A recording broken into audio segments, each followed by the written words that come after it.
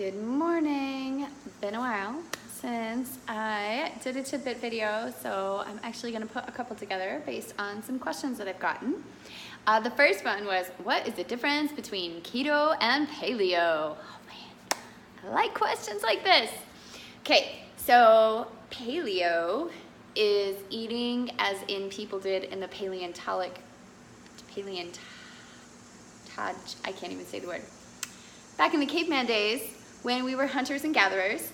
So you're eating some meat, not like a ton of meat, some nuts, some berries, and it's really about the quality of your food source. So you're not eating like the cheapest meat products out there. You're doing your grass-fed stuff, not your corn-fed stuff, and things like that. It's more towards whole real foods, and different groups, even within the paleo world, different groups consider different foods whole real foods and not.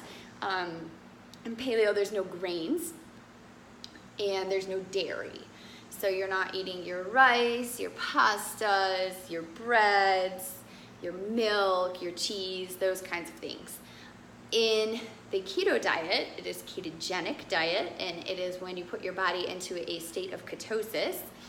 And that is a high-fat diet, a very low-carb diet, and often done in conjunction with intermittent fasting, where you intentionally don't eat for anywhere from 8 to 16 hours of the day.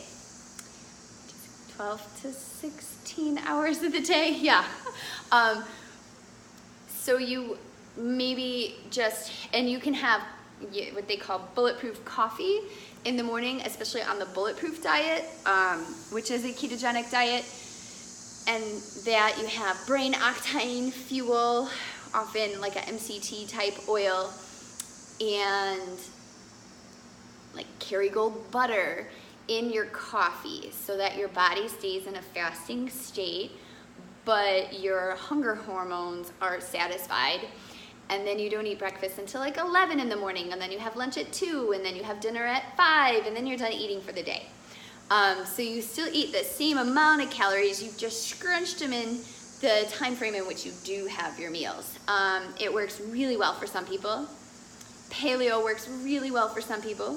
And they also both don't work for some people. It's always, in any type of healthy eating, it's important to get all your fiber in a day, all your green vegetables in a day. I think it's interesting, they both are low to no fruit.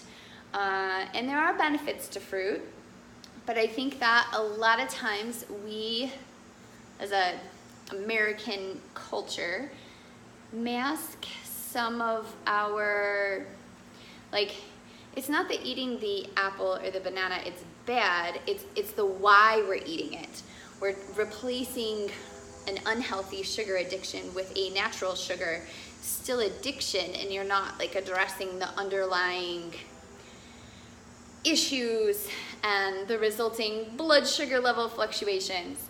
So they're both actually very different, but very much the same.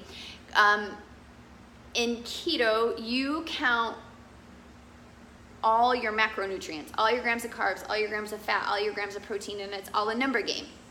In a paleo diet, you don't count anything. You just only eat certain foods.